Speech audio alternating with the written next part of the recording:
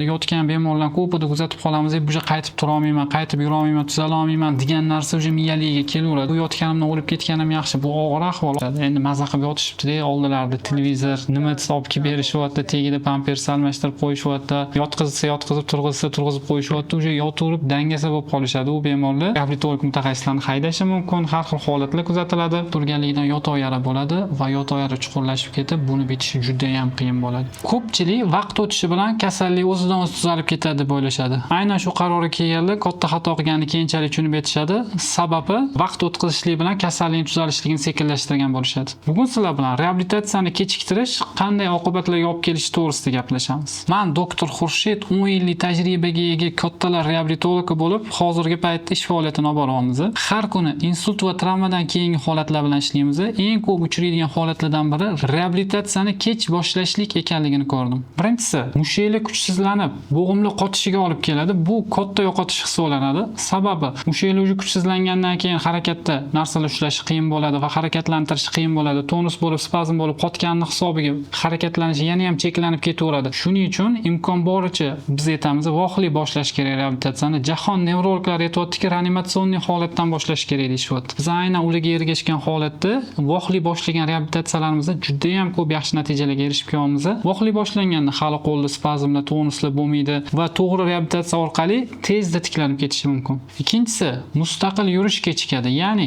bunda o'sha oyoqda spazm bo'lganligini hisobiga qadam tashlayotganda o'zini erkin ushlay olmaydi, yiqilib ketaman degan qo'rquvlar kuchayadi va qadam sekin-sekin tashlayotganda qiyshuv qadam tashlaydi. Qiyshuv qadam tashashligini asl sabablaridan bittasi o'sha tepa qismdagi mushaklarda spazm, qotishlik bo'lganda, tonus bo'lganligi sabab bo'ladi. O'shani vaqtli boshlanganda shunaqa spazmlarga tushmasdan turib, to'g'ri qadam tashlab yurib ketish ehtimoli ko'proq bo'lardi. Uchinchisi, nutq tiklanishi qiyinlashadi. Bunda qanaqa tushunamiz?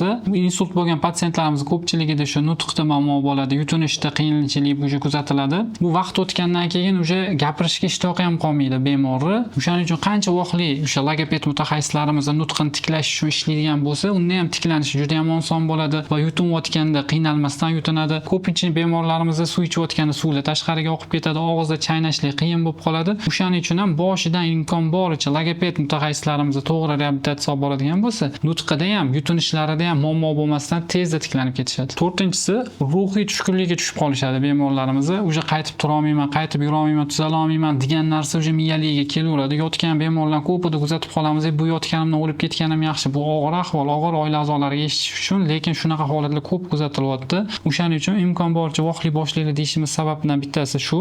Ko'p yotgan bemorlar o'sha yotishga o'rganib qolishadi. Endi maza qilib yotishibdi-da, oldilarida televizor, nima desa olib kelib berishyapti, tagida pampers almashtirib qo'yishyapti, yotqizsa yotqizib, turg'izsa turg'izib qo'yishyapti. O'sha yotaverib dangasa bo'lib qolishadi u bemorlar. Keyin uydagi opalarimga ham yurib bering. Faqat bizni oldimizda zo'r yurib, ularga erkalik qilib yotmang. Yo'q. Bular ham qilmaydi.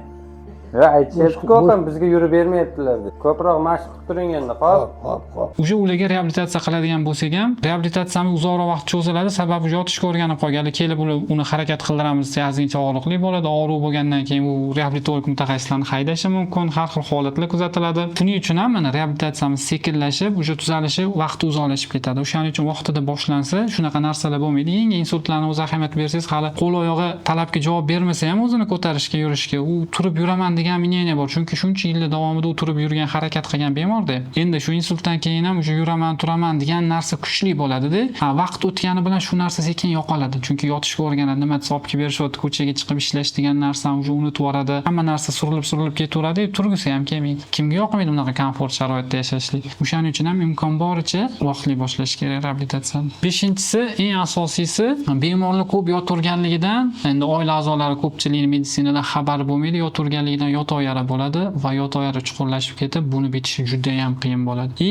Bu bemorni ham, oila a'zolarini ham qiynab qo'yadi. Sababi uni perivaska qilish kerak kun davomida bir necha marotaba. Bu oila a'zolariga qiyinchilik bo'ladigan bo'lsa, og'riq taraf nima, bemor o'zi ham juda ham qiynaladi. O'shaning uchun har doim biz aytamizki, to'g'ri metodlarga asoslangan reabilitatsiya muolajalarini vaqtida boshlash kerak. Bu gapni faqat biz emas, dunyo nevrologlari aytayapti. Shuni unutmang, har bir bemor holati har xil bo'ladi, ammo vaqtli boshlangan reabilitatsiya va mutaxassis nazoratida bo'lganda tiklanish ehtimoli juda ham yuqori bo'ladi. kerak. Vaqtni boy bermang. Tiklanish yo'lida har bir kun juda ham muhim. Agar ota-onangiz yoki yaqinlaringiz insultni boshdan kechirishgan bo'lsa, reabilitatsiya to'g'risida ma'lumot olmoqchi bo'lsangiz, pastki raqamlar orqali qo'ng'iroq qiling. Adminlarimiz sizlarga to'liq javob berishadi. Ha aytgancha, bizning xizmatlarimiz faqat Toshkent shahri ichida uyga borib reabilitatsiya muolajalarini amalga oshiramiz. Agar videomiz foydali bo'lgan bo'lsa, podpiska tashlab, like bosishni esingizdan chiqarmang.